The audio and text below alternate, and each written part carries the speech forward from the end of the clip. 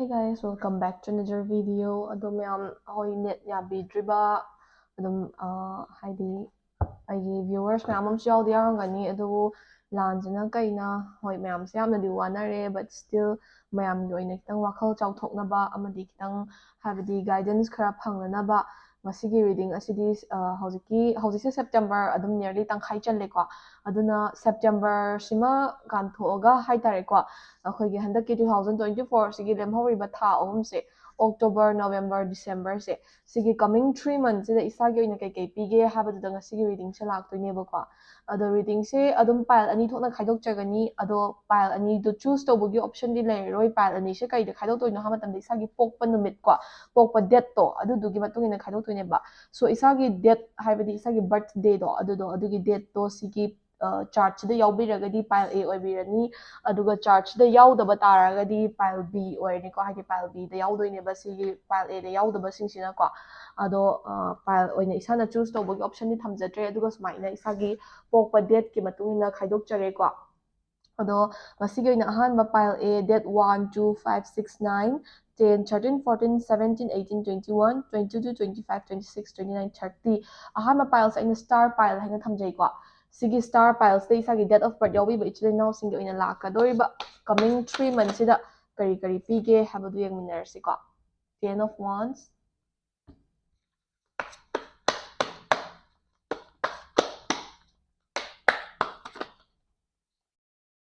3 of Wands,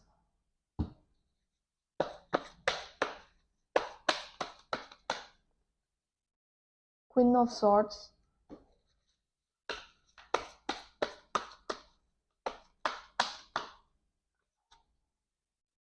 Nine of Wands reversed,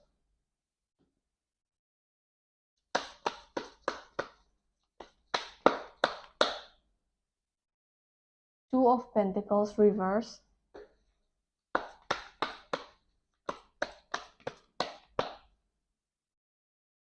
Four of Pentacles,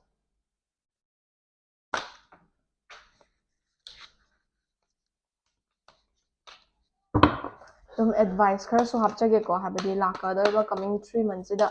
kari advice follow toba darkar lege habado ko Strength,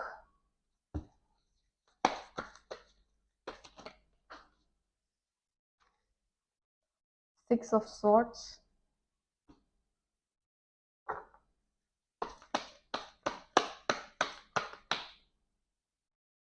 Three of Cups ko so card kai hana draw tawjare draw tawba loire ado lakadariba coming 3 months habadi October November December sida pile A habadi sigi date kai sida isagi pokpa date oibiba ichilinaw singdo aduduge reading se kai lege haba matamda ahanbada lakadoriba 3 months sida isada some sort of responsibilities kumba adagi duties khara hengalakpa gumba maybe isada khara ahenba responsibility pirakpa gumba natragana hana fulfill taramba duties singdagi khara ahenba duties khara pisalakpa gumba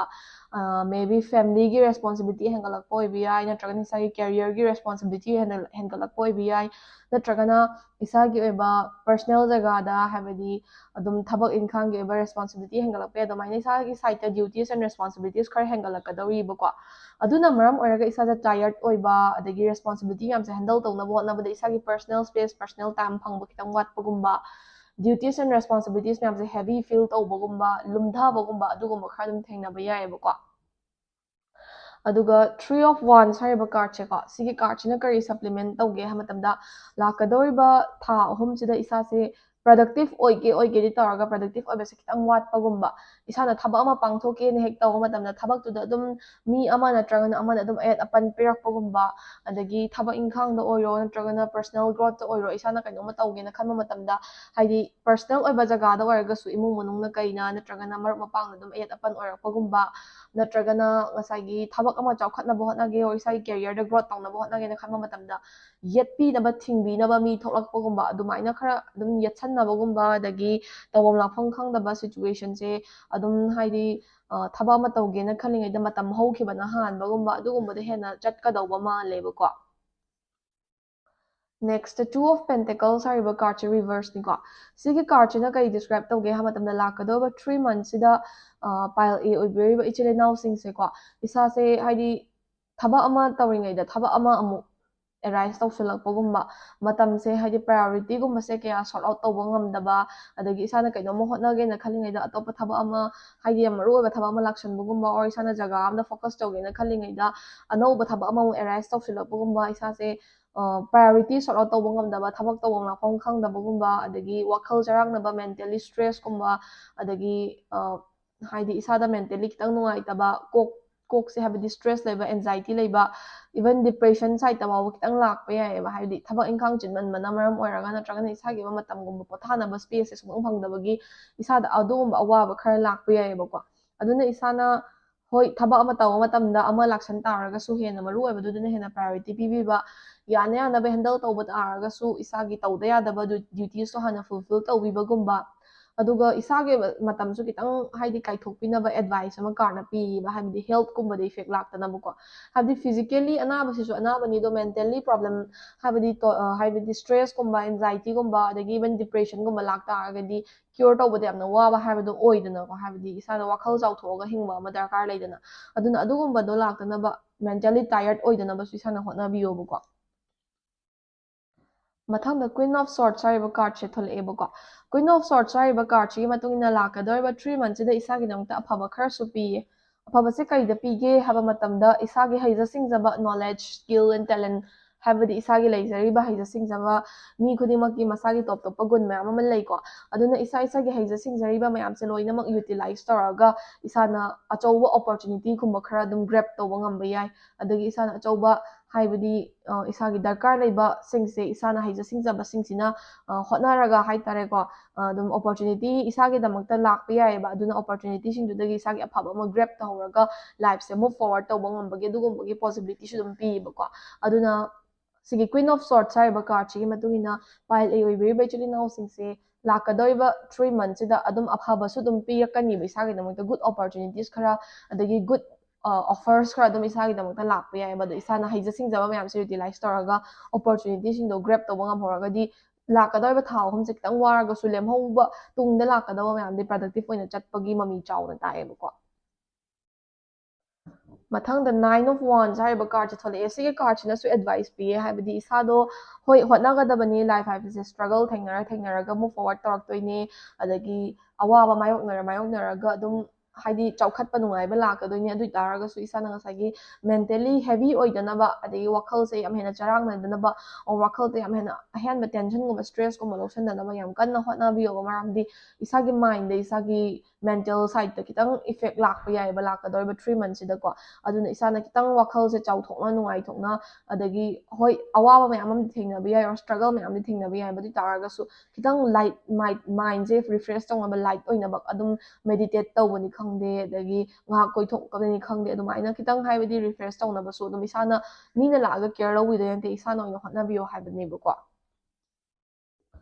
ꯃꯊꯪꯗ 4 of Pentacles ꯍꯥꯏꯔꯤꯕ cards ꯊꯣꯛꯂꯛꯑꯦꯕ ꯁꯤꯒꯤ 4 of Pentacles ꯍꯥꯏꯔꯤꯕ ꯀꯥꯔꯠꯁꯤꯒꯤ ꯃꯇꯨꯡ ꯏꯟꯅ ꯂꯥꯛꯀꯗꯧꯔꯤꯕ ꯀꯃꯤꯡ 3 ꯃꯟꯊꯁꯤꯗ ꯏꯁꯥꯒꯤ ꯑꯣꯏꯅ ꯍꯣꯏ ꯍꯧꯖꯤꯛ ꯐꯥꯎꯕꯗ ꯍꯥꯏꯕꯗꯤ ꯉꯁꯤ ꯐꯥꯎꯕꯗꯗꯤ ꯏꯁꯥꯁꯦ ꯑꯗꯨꯝ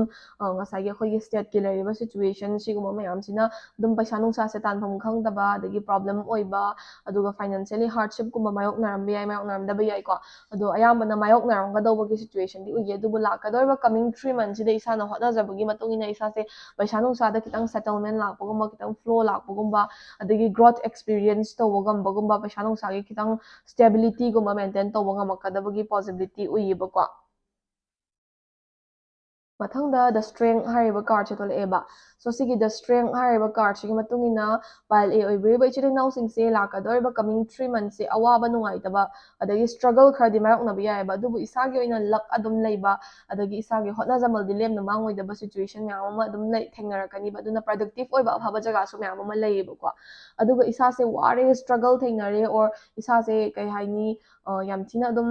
problem leire hai taragasu problem du dagi tholokpa ngamnaba strength amadi solution je masana dum thokcharakani be isana hotnabagi matugina ko aduna isana give up tawgano adagi life ta haidi yam ware haidina hekta struggle du da thadu amagum tawgano struggle sing to overcome tawba ngamnaba counter tawba ngamnaba isana strength amadi adum solution pirakani matamgi matungina ko aduna isana loina mo overcome tawga afaba mayam grab tungna hotnabiyo habi advice me loina phangeba ko mathang the 6 of swords hariba card cha tholeba so sigi 6 of swords hariba card chi matungina pile a oibri ba actually now singna like la eba situation sida or lady ba situation sida ko adum la ka doriba coming 3 months sida any difficulties or problem mayokna ba matamda isaga hana dagi sakhang mai khangnara aba kuina sangna loinar aba maruk mapangumba or hanagi khangnaramba means hana matam khara loinar amaga maram khara dagi contact leudaba mi gumba or past dagi isaga hana dagi loinar lakpa mioi khara dagi sa dum mateng gumba phangba yabagi adagi afaba khara dum phangba yabagi possibility leibo aduna adum haidi maruk mapang hana khangnaramba chanaramba nauna tinaba loinabada adum haibadi isadagi afaba adum khara lakpa yaiba haidi isage oina kanaba khara phangba yaiba ko last but not the least 3 of cups hariba card che tholeba sigi 3 of cups hariba card chi matungina pile a very very chili now since laka da 3 months da some sort of celebration happiness adagi apha moments khar sudum counter tarakadori ba ko maybe sagi life ta no person ama thengna ba oibi ai another relationship ama step in to boy bi ai natragana relationship lai biring ba singi oina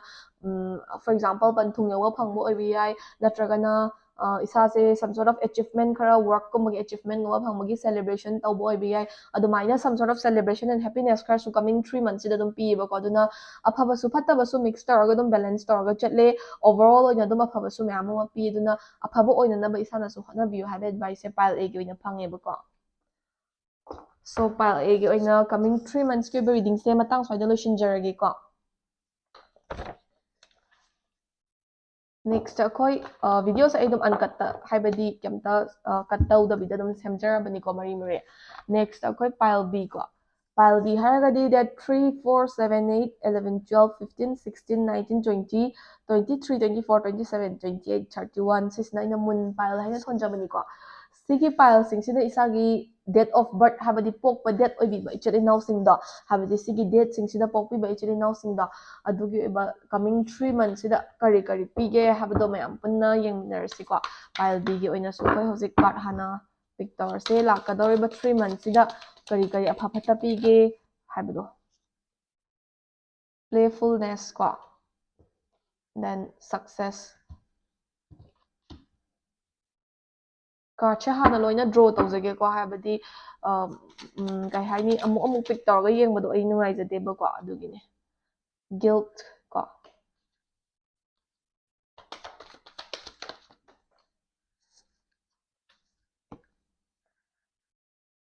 slowing down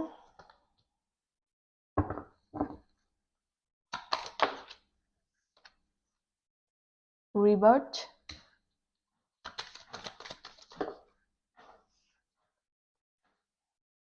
going with the flow okay, advice on a patience ko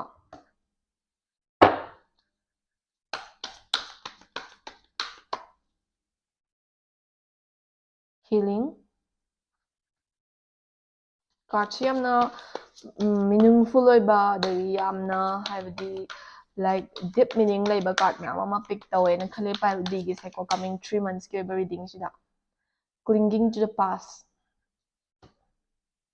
card amatanga draw tawjage adum general advice oina na ba ko 3 months ahead reading sige beyond illusion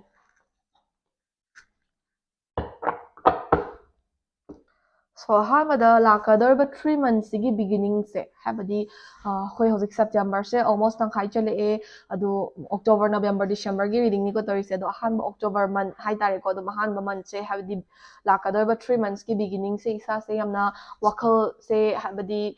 stress ꯂꯩꯔꯝꯕ ꯈꯣꯠꯂꯝꯕꯒꯨꯝꯕꯁꯦ ꯐꯕꯒꯨꯝꯕ ꯑꯗꯒꯤ ꯆꯔꯥꯡ ꯈꯣꯏꯔꯥꯡꯅꯕ or ꯏꯁꯥꯗ ꯀꯦꯑꯣꯇꯤꯛ ꯑꯣꯏꯕ ꯌꯥꯝꯅ ꯑꯗꯨꯝ ꯋꯥꯔꯝꯕ situation ꯋꯥꯔꯝꯒꯅꯤ ꯍꯥꯏꯕꯗꯤ ꯅꯠꯇꯦꯀꯣ ꯕꯠ ꯋꯥꯔꯝꯕ ꯁꯤꯆꯨꯋꯦꯁꯟꯒꯨꯝꯕ ꯂꯩꯔꯝ ꯇꯥꯔꯒꯁꯨ ꯏꯁꯥꯁꯦ ꯈꯤꯇꯪ ꯒꯦꯠ ꯑꯞ ꯇꯧꯕ ꯉꯝꯕ ꯑꯗꯒꯤ ꯃꯤꯔꯛ ꯇꯤꯟꯕ ꯉꯝꯕ ꯍꯥꯏꯒꯗ꯭ꯔꯥ ꯑꯗꯒꯤ ꯏꯁꯥꯁꯦ ꯋꯥꯈꯜ ꯆꯥꯎꯊꯣꯛꯄ ꯋꯥꯈꯜ ꯅꯨꯡꯉꯥꯏꯊꯣꯛꯄ ꯈꯤꯇꯪ ꯉꯝꯕ ꯍꯥꯏꯕꯗꯤ ꯍꯧꯖꯤꯛ ꯍꯧꯖꯤꯛ ꯑꯩꯈꯣꯏꯅ ꯑꯗꯨꯝ ꯑꯩꯈꯣꯏꯒꯤ ꯁ꯭ꯇꯦꯠꯁꯤꯗ ꯃꯌꯥꯝꯅ ꯐꯦꯁ ꯇꯧꯃꯤꯟꯅꯔꯤꯕ ꯁꯤꯆꯨꯋꯦꯁꯟ ꯂꯩꯔꯤꯕ ꯃꯌꯥꯝꯁꯤꯗꯒꯤ ꯋꯥꯈꯜ ꯋꯥꯗꯕ ꯃꯤꯗꯤ ꯑꯃꯠꯇ ꯂꯩꯕ ꯅꯠꯇ꯭ꯔꯦꯀꯣ ꯑꯗꯨ ꯑꯣꯏꯇꯥꯔꯒꯁꯨ ꯏꯁꯥꯅ ꯂꯥꯛꯀꯗꯧꯔꯤꯕ 3 ꯃꯟꯊꯁꯤꯒꯤ ꯍꯧꯔꯛꯄ ꯁ꯭ꯋꯥꯏꯁꯤꯗꯗꯤ ꯋꯥꯈꯜ ꯈꯤꯇꯪ ꯅꯨꯡꯉꯥꯏꯊꯣꯛꯅ ꯂꯩꯕ ꯉꯝꯕ खितंग हैप्पी एंड सैटिस्फाइड ओइरक्पा अदगी इसाना पामजबा खरा अचीव तौबा ngamba नत्रगना इसाना हानादगी होटनाजरक्पा खरगी mahaiगुम्बा खरा चारक्पा अदुगुम्बा खरा थेंगनरकदौरी को अदुदुना मरम ओइरगा पालबी ओइबरी बैचिलिनाउ सिंगसे लाकदौरबा 3 months सिगी बिगिनिंग वाइसिदा खितंग हराउते अमा नुंगाइबा रिफ्रेशनेस कुम्बा अदगी हैप्पी मोमेंट्स कुम्बा खरा दुम काउंटर तौगदौरी बको दगी सक्सेस को सक्सेस से यामना दुम ब्रॉड ओइना पीएना खले आइदि ngasi रीडिंग सिदा को अदुना पाइलबी ओइबरी बैचिलि नाउ सिंगसे इसाना हाना दगी होटना जरक पखरगी महै से कमिंग 3 months दा चावा फंगबा गुम्बा अदगी सादा सम सॉर्ट ऑफ अचीवमेंट फंगबा हाबदी थबा इंखांग मक तोरगसु लाइक लाइसु मक तोरगसु नत्रगना पर्सनल साइड तोरगसु इसाना होटना जरक पखरगी महै यानबा ngamba isada haraute amba moments counter tawba ngamba success खर टेस्ट तौब ngमगदौरी टेस्ट तौब फंगदौरी हाबसिमा खंजिनबियोबको अदुना लाकदौबा 3 months से इसाना होटनाबा लेपिगनु अदगी अफा अफाबा अपॉर्चुनिटी लाकपा याई ग्रैब तौनाबा होटनाबियो दुगा इसागेना सक्सेस टेस्ट तौब फंबगी मतम ओइबे याई हाइबनेबको हाइदि चही चुप्पा इसाना होटनारपगी अफाबा खरा फंगबो ओइबसु याइबको मथंगदा गिल्ट को सो लाकदौबा 3 months से इसासे इसागे अफबा गुड मोमेंट्स मैम पी इसाना तौब थबक मी प्रॉब्लम ओइबगुम्बा नत्रगना इसाना कइनोमा सोइरुबदगी प्रॉब्लम थोकपगुम्बा इसाना इसासे यामना गिल्टी फील तौबा अइना सोइरमद्रदि अइना लालमद्रदि सि मैमसे थोइको गाइना इसा इथंदा खंजनजबगुम्बा अदगी इसागी पर्सनल लाइफ ता नत्रगना वर्क लाइफ ता और करियर लाइफ ता कितंग प्रॉब्लम मचा अमा और चौबा अमा थोकपा मतमदा इसाना इसाबु इरा लेरेना खंजबगुम्बा अदगी इसागी थॉट्स ता मेंटली इसासे गिल्टी ओइरे काइना खनबा इसाना नुंगाइतबगुम्बा अदुगुम्बा खरा मायोकनबा याइबको तौबदबु इसाना खंगदबसे होय इसाना यामना सोइरुबा लालुबा लेत्रगदी इसाना इसागी पर्सनल वेलफेयर पर्सनल वेलबींग गिदमक्ता तौरुबा थबा अमना मीगोंदा प्रॉब्लम ओइबदुदि मीदुना डिजर्व तौबनेना खनगदबनेबको हाइदि हेक्ता पुक फत्तबा खलो हाबदि नते बट इसाना गिल्टी ओइरगा इसागी अफबा मोमेंट्स म्यामसे मांगहनबगी मुहुत्ता होय नुंगाइतबा कैका फाउबगी इसाना फगतनबा खितंग सिचुएशन दो इम्प्रूव तौनबा होटनबदि याइ अदुबु गिल्टी ओइरगा इसागी अफबा म्याम मांगहनबदि तौबिगनोबा मरमदि मीना थेंगनरिबसिंगसे मसा मसागी कर्म ngaktaनेबको अदुना इसाना इसागी ओइबा अफबसिंगसे इसागी गिल्टीनेस कुम्बना मांगहनजरप याबगी पॉसिबिलिटी खरा अराइज तौवेबको अदुना अदुगुम्बदो तौबिगनो हाबनेबको कार्डना हाइरिसे मथंगदा स्लोइंग डाउन हरिबा कार्ड से थोले एसी के कार्ड से मतुंगिना लाकदोरबा कमिंग 3 months सिदा पाइलबी ओइबी बेचिनि नाउ सिंगसे हवरकपा हाइ था अहुम सिगे हवरकपा मतमदि यामना हराउते यामना फ्लो अमदा चलमगा खितंग मयाइ चलकपा स्वाइ सिदा इसासे अदुम लाइफ से खितंग बोरिंग चुरकपगुम्बा नत्रगना बिट लेरक्तबगुम्बा नत्रगना इसादा प्रॉब्लम गुम्बा और डिफिकल्टीज कुम्बा खरा मायोकनरकपदगी खितंग तपथदबा यादबा मतंग मतम यारकपा याइबको अदो मतमगी मतुंगिना प्रॉपर खोंजेलने इसासे हेक्ते यांगना सु चत्तबा यादे तपथबा सु यादे हाबा लेइते इसाना खंबिगदबसे तपना चटलगसु persistent ओइना होटनाबा लेपतबिदा तपना तपना चटपा ngam तारगदी इसागी गोल दो दुम यौबा याइ हाइबको हाबदी अखोय अदुम tortoise and the rabbit की वारी गुम्बा मतम ताबा मतमदा हाबदी तपना चटलगसु consistent ओइना चट ngam तारगदी इसागी गोल दो यौबा ngami हाइबा अमा एडवाइस अमा खोइन अंगांग ओइरिङैदा तमइदनको अदुमाइना इसाना लाइफ ता खितंग इसागी पेस से इसागी लमजेल से तपथदबा याद्रे और इसागी चटलिबा मवोंग से तपथदबा याद्रे हाइ तारगसु गिव अप तौबिगनु प्रॉब्लम्स एंड डिफिकल्टीज मायोकनरगसु persistent ओइबियु खांगबा कनबियु होटनाबा लेपिगनु अमदी मतमगी मतुंगिना अफबा सोइना पुरकनी difficulties or problems मायोकनरे हाइना हेक्ता गिव अप तौबिगनु हाइबा एडवाइस से कार्ड ते फंगेबको मथंगदा रीबर्थ हरिबा कार्ड से थोलएबा सो लाकदोरिबा कमिंग 3 months सिदा इसासे इसागी ओइबा लाइफस्टाइल दा अनौबा चेंजेस खरा लाकपा याबगी पॉसिबिलिटी उइबा मोर लाइक अ रीबर्थ को हाबदी इसासे पाइलबी ओइबे बेचिनि नाउ सिंगसे लाकदोरिबा कमिंग 3 months सिदा इसागी पर्सनालिटी दा some sort of big change अमा लाकपगुम्बा नत्रगना इसाना हाना लेरमिबा मवोंग सिदा प्रॉब्लम ओइरे और मी यामना एडवांटेज लौरेना खनबगी इसाना इसागी मवोंग मतौगुम्बा खरा होंगदोकचनबा होटनाबगुम्बा अदगी लाइफ दा चेंजेस हाइदि मतंग मतमना सिचुएशन प्रॉपर चेंजेस खरना इसासे चेंज कुम्बा खरा तौबा याइबको अदुना लाकदोरिबा कमिंग 3 months से अफबा साइड दा चेंज तौनबा इसाना होटनाबी हवोबको ꯑꯗꯨꯒ going with the flow ꯁꯤꯒꯤ ꯀꯥꯔꯗꯁꯤꯒꯤ ꯃꯇꯨꯡ ꯏꯟꯅ ꯄꯥꯏꯜꯕꯤ ꯑꯣꯏꯕꯤꯔꯤꯕ ꯏꯆꯤꯜ ꯏꯅꯥꯎꯁꯤꯡꯁꯦ ꯂꯥꯛꯀꯗꯧꯔꯤꯕ 3 ꯃꯟꯊꯁꯦ ꯏꯁꯥꯒꯤ ꯑꯣꯏꯅ ꯂꯛ ꯑꯗꯨꯝ ꯌꯥꯗꯕ ꯈꯣꯠꯇꯕ ꯌꯥꯝ ꯐꯠꯇꯕ ꯀꯩꯁꯨ ꯂꯩꯇꯦ ꯑꯗꯨꯝ ꯑꯦꯚꯔꯦꯖ ꯑꯣꯏꯅ ꯂꯩ ꯐ꯭ꯂꯣꯗ ꯑꯗꯨꯝ ꯆꯠꯄ ꯌꯥꯕꯒꯤ ꯄꯣꯁꯤꯕꯤलिꯇꯤ ꯎꯏ ꯄꯩꯁꯥ ꯅꯨꯡꯁꯥꯒꯤ ꯑꯣꯏꯅꯁꯨ ꯍꯣꯏ ꯏꯁꯥꯅ ꯇꯥꯟꯕ ꯏꯁꯥꯅ ꯍꯣꯠꯅꯕ ꯄꯩꯁꯥ ꯂꯥꯛꯅꯕ ꯍꯣꯠꯅꯕꯒꯤ ꯃꯈꯥꯕꯨꯗꯤ ꯌꯥꯝ ꯄꯣꯜꯂꯦ ꯑꯗꯨ ꯇꯥꯔꯒꯁꯨ ꯌꯥꯝ ꯍꯦꯟꯅ ꯑꯋꯥꯕꯒꯨꯝꯕꯁꯦ ꯃꯥꯌꯣꯛꯅꯅꯤꯡꯉꯥꯏ ꯂꯩꯇꯕ ꯑꯗꯨꯝ ꯐ꯭ꯂꯣꯗ ꯆꯠꯄ ꯌꯥꯕꯒꯤ ꯄꯣꯁꯤꯕꯤಲಿꯇꯤ ꯎꯏꯌꯦꯕꯀꯣ ꯑꯗꯣ ꯏꯁꯥꯅ ꯍꯣꯠꯅꯕꯒꯤ ꯃꯈꯥꯗꯤ ꯌꯥꯝ ꯄꯣꯜꯂꯦ ꯑꯗꯣ ꯌꯥꯝ ꯍꯦꯟꯅ ꯗꯤꯐꯤꯀꯜꯠ ꯑꯣꯏꯒꯗꯧꯕ ꯃꯟꯊꯁꯤꯡꯗꯤ ꯑꯣꯏꯗꯦ ꯑꯗꯨꯝ ꯄ꯭ꯔꯗꯛꯇꯤꯚ ꯑꯣꯏꯕ ꯌꯥꯕꯒꯤ ꯂꯛ ꯂꯩꯕ ꯃꯟꯊꯇꯤ ꯑꯗꯨꯝ ꯑꯣꯏꯌꯦꯕꯀꯣ ꯂꯥꯛꯀꯗꯧꯔꯤꯕ ꯀꯃꯤꯡ 3 ꯃꯟꯊꯁꯦ ꯑꯦꯗꯚꯥꯏꯁꯦꯁꯇ ꯄꯦꯁꯟꯁ ꯀꯣ ꯉꯁꯥꯏꯁꯨ ꯍꯥꯏꯖꯈꯤꯕꯗꯣ ꯑꯩꯅ ꯇꯞꯊꯔꯒꯁꯨ ꯄꯔꯁꯤꯁꯇꯦꯟ ꯑꯣꯏꯕ ꯈꯥꯡꯕ ꯀꯟꯕ ꯍꯣꯠꯅꯕ ꯂꯦꯞꯇꯕꯁꯦ ꯌꯥꯝ ꯃꯊꯧ ꯇꯥꯏ ꯍꯥꯏꯅꯀꯣ ꯑꯗꯨꯅ ꯄꯥꯏꯜꯕꯤ ꯑꯣꯏꯕꯤꯔꯤꯕ ꯏꯆꯤꯜ ꯏꯅꯥꯎꯁꯤꯡꯅ ꯂꯥꯛꯀꯗꯧꯔꯤꯕ 3 ꯃꯟꯊꯁꯦ ꯏꯁꯥꯗ ꯄꯦꯁꯟꯁ ꯌꯥꯔꯤꯈꯩ ꯂꯣꯏꯅꯕꯤꯌꯨ ꯌꯥꯔꯤꯈꯩ ꯊꯕꯛ ꯈꯨꯗꯤꯡꯃꯛ ꯏꯪꯅ ꯇꯞꯅ ꯒ꯭ꯌꯥꯟ ꯇꯥꯅ ꯀꯥꯎꯟꯇꯔ ꯇꯧꯅꯕ ꯍꯣꯠꯅꯕꯤꯌꯨ ꯔꯁ ꯇꯧꯕꯤꯒꯅꯨ ꯏꯝꯄꯦꯁꯟ ꯑꯣꯏꯕꯤꯒꯅꯨꯀꯣ ꯑꯗꯨꯒ ꯂꯣꯏꯅꯃꯛ ꯀꯥꯝ ꯃꯥꯏꯟꯗ ꯍꯥꯏꯗꯤ ꯋꯥꯈꯜ ꯏꯪꯅ ꯗꯤꯜ ꯇꯧꯕ ꯉꯝꯅꯅꯕ ꯍꯣꯠꯅꯕꯤꯌꯣꯕ ꯍꯥꯊꯨ ꯍꯥꯊꯨ ꯔꯁ ꯇꯧꯕꯒꯨꯝꯕꯁꯦ ꯏꯁꯥꯒ ꯆꯥꯟꯅꯗꯦꯕꯀꯣ ꯃꯊꯪꯗ ꯍꯤꯂꯤꯡ ꯍꯥꯏꯔꯤꯕ ꯀꯥꯔꯗꯁꯦ ꯊꯣꯛꯂꯛꯑꯦ ꯁꯤꯒꯤ ꯀꯥꯔꯗꯁꯤꯒꯤ ꯃꯇꯨꯡ ꯏꯟꯅ ꯄꯥꯏꯜꯕꯤ ꯑꯣꯏꯕꯤꯔꯤꯕ ꯏꯆꯤꯜ ꯏꯅꯥꯎꯁꯤꯡꯁꯦ ꯂꯥꯛꯀꯗꯧꯔꯤꯕ 3 ꯃꯟꯊꯁꯤꯗ ꯏꯁꯥꯗ ꯂꯩꯔꯝꯕ ꯑꯅꯥ ꯑꯌꯦꯛꯀꯨꯝꯕꯗꯒꯤ ꯍꯤꯜ ꯇꯧꯕ ꯉꯝꯕꯒꯤ ꯄꯣꯁꯤꯕꯤꯂꯤꯇꯤꯁꯨ ꯂꯩ ꯑꯗꯨꯒ ꯏꯁꯥꯗꯁꯨ ꯍꯤꯜ ꯇꯧꯅꯕ ꯍꯣꯠꯅꯕꯤꯌꯣꯕ ꯍꯥꯏꯕꯗꯤ ꯆꯍꯤ ꯆꯨꯞꯄ ꯏꯁꯥꯅ ꯏꯁꯥꯗ ꯃꯇꯝ ꯄꯤꯕꯒꯨꯝꯕ ꯈꯤꯇꯪ ꯋꯥꯠꯄ ꯅꯠꯇ꯭ꯔꯒꯅ ꯑꯅꯥꯕꯒꯨꯝꯕꯁꯦ ꯅꯝꯁꯤꯜꯂꯒ ꯊꯝꯕꯒꯨꯝꯕ ꯅꯠꯇ꯭ꯔꯒꯅ ꯃꯦꯟꯇꯦꯜꯂꯤ ꯏꯁꯥꯗ ꯁ꯭ꯇ꯭ꯔꯦꯁꯀꯨꯝꯕ ꯑꯦꯟꯖꯥꯏꯇꯤꯒꯨꯝꯕ ꯑꯣꯔ ꯏꯚꯟ ꯗꯤꯄ꯭ꯔꯦꯁꯤভ ꯄ꯭ꯔꯣꯕ꯭ꯂꯦꯝꯒꯨꯝꯕ ꯈꯔ ꯂꯩꯔꯝꯕ ꯌꯥꯏꯀꯣ ꯑꯗꯨꯒꯨꯝꯕꯁꯤꯡꯗꯒꯤ ꯍꯤꯜ ꯇꯧꯅꯅꯕ ꯍꯧꯖꯤꯛꯀꯤ ꯍꯟꯗꯛ ꯆꯍꯤꯒꯤ ꯑꯣꯏꯕ ꯑꯔꯣꯏꯕ 3 ꯃꯟꯊꯁꯦ ꯏꯁꯥꯅ ꯄ꯭ꯔꯗꯛꯇꯤꯚ ꯑꯣꯏꯅꯕ ꯋꯔꯛ ꯇꯧꯅꯕꯁꯨ ꯍꯣꯠꯅꯕꯤꯒꯗꯕꯅꯤ ꯑꯗꯨꯕꯨ ꯏꯁꯥꯒꯤ ꯑꯣꯏꯕ ꯃꯇꯝ ꯈꯤꯇꯪ ꯂꯧꯅꯕ ꯍꯣꯠꯅꯕꯤꯌꯨ ꯑꯅꯥ ꯑꯌꯦꯛꯁꯤꯡꯗꯒꯤ ꯍꯤꯜ ꯇꯧꯕ ꯌꯥꯕꯒꯤ ꯄꯣꯁꯤꯕꯤꯂꯤꯇꯤ ꯂꯩ ꯑꯗꯒꯤ ꯍꯦꯜꯗꯤ ꯑꯣꯏꯅ ꯆꯠꯄ ꯌꯥꯕꯒꯤ ꯄꯣꯁꯤꯕꯤꯂꯤꯇꯤ ꯂꯩ ꯑꯗꯨꯅ ꯍꯥꯟꯅ ꯏꯁꯥꯅ ꯅꯝꯁꯤꯜꯂꯒ ꯊꯝꯃꯝꯕ ꯑꯅꯥꯕꯒꯨꯝꯕ ꯂꯩ ꯇꯥꯔꯒꯗꯤ ꯂꯥꯏꯌꯦꯡꯊꯣꯛꯄꯤꯌꯨ ꯐꯅꯕ ꯍꯣꯠꯅꯕꯤꯌꯨ ꯍꯦꯜꯊ ꯏꯁ ꯋꯦꯜꯊ ꯍꯥꯏꯕꯁꯤꯃ ꯈꯪꯖꯤꯟꯕꯤꯌꯨꯀꯣ ꯑꯗꯨꯒ ꯃꯦꯟꯇꯦꯜꯂꯤ ꯁ꯭ꯇ꯭ꯔꯦꯁ ꯄ꯭ꯔꯣꯕ꯭ꯂꯦꯝ ꯑꯦꯟ ꯑꯦꯟꯖꯥꯏꯇꯤꯒꯨꯝꯕ ꯂꯩ ꯇꯥꯔꯒꯁꯨ ꯐꯅꯅꯕ ꯏꯁꯥꯒꯤ ꯑꯣꯏꯕ ꯃꯇꯝ ꯈꯔ ꯂꯧꯔꯒ ꯍꯣꯠꯅꯕꯤꯅꯕ ꯀꯥꯔꯗꯅ ꯑꯦꯗꯚꯥꯏꯁ ꯄꯤꯌꯦꯕꯀꯣ ꯃꯊꯪꯗ ꯀ꯭ꯂꯤꯡꯒꯤꯡ ꯇꯨ ꯗ ꯄꯥꯁ ꯀꯣ ꯉꯁꯥꯏ ꯒꯤꯜꯇꯤ ꯍꯥꯏꯕ ꯀꯥꯔꯗ ꯑꯃ ꯊꯣꯛꯈꯤꯕꯗꯣ ꯏꯟ ꯗ ꯁꯦꯝ ꯋꯦ ꯏꯁꯥꯁꯦ ꯄꯥꯁꯇ ꯊꯣꯛꯈꯤꯕ ꯊꯧꯗꯣꯛ ꯈꯔꯅ ꯃꯔꯝ ꯑꯣꯏꯔꯒ ꯅꯠꯇ꯭ꯔꯒꯅ ꯏꯁꯥꯒꯤ ꯄꯥꯁꯀꯤ ꯏꯟꯁꯤꯗꯦꯟ ꯈꯔꯅ ꯃꯔꯝ ꯑꯣꯏꯔꯒ ꯏꯁꯥꯁꯦ ꯉꯁꯥꯏꯒꯤ ꯀꯣꯛ ꯄꯨꯕ ꯉꯝꯗꯕ ꯋꯥꯈꯜ ꯆꯔꯥꯡꯅꯕ ꯀꯦꯌꯣꯇꯤꯛ ꯑꯣꯏꯕ ꯏꯁꯥꯕꯨ ꯃꯦꯅꯤꯄꯨꯂꯦꯠ ꯇꯧꯅꯕ ꯃꯤꯅ ꯍꯣꯠꯅꯔꯛꯄꯒꯨꯝꯕ ꯅꯠꯇ꯭ꯔꯒꯅ ꯏꯁꯥꯅ ꯏꯁꯥꯒꯤ ꯋꯥꯈꯜꯅ ꯃꯔꯝ ꯑꯣꯏꯔꯒ ꯏꯁꯥꯁꯦ ꯃꯅꯤꯡꯗ ꯁꯨꯝ ꯆꯤꯡꯊꯕꯒꯨꯝꯕ ꯁꯤꯒꯨꯝꯕꯁꯦ ꯈꯔ ꯊꯣꯛꯄ ꯌꯥꯏꯑꯕ ꯑꯗꯨꯅ ꯏꯁꯥꯅ ꯄꯥꯁꯇ ꯊꯣꯛꯈꯤꯕꯁꯤꯗꯤ ꯄꯥꯁ ꯏꯁ ꯄꯥꯁ ꯍꯧꯈ꯭ꯔꯗꯤ ꯍꯧꯈ꯭ꯔꯦ ꯃꯃꯥꯡꯗ ꯁꯣꯏꯈꯤꯕ ꯂꯩꯔꯒꯁꯨ ꯇꯨꯡꯗ ꯁꯣꯏꯗꯅꯕ ꯀꯟꯅ ꯍꯣꯠꯅꯅꯕ ꯏꯁꯥꯅ ꯍꯣꯠꯅꯕꯤꯕ ꯑꯗꯨꯒ ꯄꯥꯁꯅ ꯃꯔꯝ ꯑꯣꯏꯔꯒ ꯏꯁꯥꯗ ꯄ꯭ꯔꯣꯕ꯭ꯂꯦꯝꯒꯨꯝꯕꯁꯦ ꯂꯥꯛꯍꯟꯗꯅꯕ ꯍꯣꯠꯅꯕ ꯒꯤꯜꯇꯤꯅꯦꯁꯀꯨꯝꯕꯁꯦ ꯈꯤꯇꯪ ꯂꯥꯏꯛ ꯀꯤꯛ ꯕꯦꯛ ꯇꯧꯕꯤꯔꯝꯕ ꯑꯗꯨꯒ ꯄ꯭ꯔꯣꯕ꯭ꯂꯦꯝ ꯑꯣꯏꯕ ꯑꯗꯒꯤ ꯄꯥꯁꯅ ꯃꯔꯝ ꯑꯣꯏꯔꯒ ꯄ꯭ꯔꯣꯕ꯭ꯂꯦꯝ ꯊꯣꯛ ꯇꯥꯔꯒꯁꯨ ꯄ꯭ꯔꯣꯕ꯭ꯂꯦꯝꯗꯣ ꯉꯥꯏꯍꯥꯛ ꯉꯥꯏꯍꯥꯛꯇꯨꯒꯤ ꯑꯣꯏꯕ ꯏꯁꯥꯅ ꯁꯣꯂꯨꯁꯟ ꯊꯤꯔꯒ ꯁꯣꯜꯚ ꯇꯧꯈꯤꯅꯕ ꯍꯣꯠꯅꯕ ꯏꯁꯥꯗ ꯑꯗꯨꯅ ꯃꯔꯝ ꯑꯣꯏꯔꯒ ꯃꯅꯤꯡ ꯍꯟꯅꯕ ꯂꯝꯕꯤ ꯑꯃ ꯑꯣꯏꯍꯟꯗꯅꯕ ꯀꯟꯅ ꯍꯣꯠꯅꯕꯤꯌꯨ ꯍꯥꯏꯌꯦꯕꯀꯣ last but not the least beyond illusion ꯍꯥꯏꯔꯤꯕ ꯀꯥꯔꯗꯁꯦ ꯊꯣꯛꯂꯛꯑꯦꯀꯣ ꯁꯤꯒꯤ ꯕꯤꯌꯣꯟ ꯏꯂꯨꯖꯟ ꯍꯥꯏꯔꯤꯕ ꯀꯥꯔꯗꯁꯤꯒꯤ ꯃꯇꯨꯡ ꯏꯟꯅ ꯄꯥꯏꯜꯕꯤ ꯑꯣꯏꯕꯤꯔꯤꯕ ꯏꯆꯤꯜ ꯏꯅꯥꯎꯁꯤꯡꯁꯦ ꯂꯥꯛꯀꯗꯧꯔꯤꯕ 3 ꯃꯟꯊꯁꯤꯗ ꯏꯁꯥꯅ ꯑꯦꯛꯁꯄꯦꯛ ꯇꯧꯔꯨꯗꯕ ꯃꯑꯣꯡꯗ ꯏꯁꯥꯒꯤ ꯑꯣꯏꯅ ꯒ꯭ꯔꯣꯊ ꯁꯛꯁꯦꯁ ꯑꯗꯒꯤ ꯍꯦꯜꯊ ꯋꯦꯜꯊ ꯃꯌꯥꯝ ꯑꯃ ꯄꯤꯔꯛꯄ ꯌꯥꯏꯀꯣ ꯑꯗꯨꯝ ꯒꯨꯗ ꯑꯣꯄꯣꯔꯆꯨꯅꯤꯇꯤꯁ ꯒꯨꯗ ꯚꯥꯏꯕꯁ ꯃꯌꯥꯝ ꯑꯃ ꯄꯤꯌꯦ ꯑꯗꯨꯅ ꯏꯁꯥꯅ ꯋꯥꯈꯜ ꯁꯨꯝ ꯄꯤꯛꯊꯔꯒ ꯂꯩ ꯇꯥꯔꯒꯗꯤ ꯍꯣꯠꯅꯕ ꯖꯒꯥꯁꯦ ꯏꯁꯥꯅ ꯁꯨꯝ ꯁꯔꯀꯜꯁꯦ ꯄꯤꯛꯁꯜꯂꯒ ꯊꯝ ꯇꯥꯔꯒꯗꯤ ꯑꯆꯧ ꯑꯆꯧꯕ ꯑꯣꯄꯣꯔꯆꯨꯅꯤꯇꯤ ꯂꯥꯛ ꯇꯥꯔꯒꯁꯨ ꯏꯁꯥꯒꯤ ꯑꯐꯕ ꯃꯌꯥꯝ ꯑꯃ ꯄꯤ ꯇꯥꯔꯒꯁꯨ ꯒ꯭ꯔꯦꯞ ꯇꯧꯕ ꯉꯝꯍꯧꯗꯕ ꯌꯥꯏꯑꯕ ꯑꯗꯨꯅ ꯏꯁꯥꯒꯤꯗꯃꯛꯇ ꯂꯥꯛꯀꯗꯧꯔꯤꯕ 3 ꯃꯟꯊꯁꯦ ꯑꯐꯕ ꯃꯌꯥꯝ ꯑꯃꯗꯤ ꯄꯤ ꯑꯗꯨꯅ ꯑꯐꯕꯁꯤꯡꯁꯦ ꯐꯪꯅꯅꯕꯒꯤꯗꯃꯛꯇ ꯏꯁꯥꯒꯤ ꯁꯥꯏꯠꯇꯒꯤ ꯈꯤꯇꯪ ꯍꯥꯏꯕꯗꯤ ꯕ꯭ꯔꯣꯗ ꯃꯥꯏꯟꯗꯦꯠ ꯑꯣꯏꯕꯤꯌꯣ ꯋꯥꯈꯜ ꯆꯥꯎꯊꯣꯛꯄꯤꯌꯣ ꯋꯥꯈꯜ ꯅꯨꯡꯉꯥꯏꯊꯣꯛꯄꯤꯌꯣ ꯑꯗꯨꯒ ꯏꯁꯥꯒꯤ ꯁꯥꯏꯠꯇꯒꯤ ꯍꯣꯠꯅꯕ ꯂꯦꯞꯄꯤꯒꯅꯨ ꯑꯐꯕ ꯈꯔ ꯑꯗꯨꯝ ꯒ꯭ꯔꯦꯞ ꯇꯧꯕ ꯉꯝꯍꯧꯅꯕ ꯄ꯭ꯔꯗꯛꯇꯤꯚ ꯑꯣꯏꯍꯧꯅꯕ ꯏꯁꯥꯅꯁꯨ ꯍꯣꯠꯅꯁꯦ ꯍꯥꯏꯕ ꯑꯦꯗꯚꯥꯏꯁꯁꯦ ꯀꯥꯔꯗꯇꯩ ꯐꯪꯉꯦꯕꯀꯣ ꯁꯣ ꯄꯥꯏꯜꯕꯤꯒꯤ ꯑꯣꯏꯅꯁꯨ ꯂꯥꯛꯀꯗꯧꯔꯤꯕ ꯀꯃꯤꯡ 3 ꯃꯟꯊꯁꯀꯤ ꯑꯣꯏꯕ ꯔꯤꯗꯤꯡꯁꯦ ꯃꯇꯥꯡ ꯁ꯭ꯋꯥꯏꯗ ꯂꯣꯏꯖꯔꯦ ꯁꯤꯗꯒꯤ ꯂꯧꯕ ꯌꯥꯕ ꯑꯦꯗꯚꯥꯏꯁꯁꯤꯡ ꯂꯧꯁꯤꯟꯕꯤꯔꯒ ꯃꯊꯪꯒꯤ ꯔꯤꯗꯤꯡ ꯑꯃꯨꯛ ꯉꯥꯏꯃꯤꯟꯅꯔꯁꯦꯀꯣ ꯊꯦꯡꯛ ꯌꯨ ꯐꯣꯔ ꯋꯥꯆꯤꯡ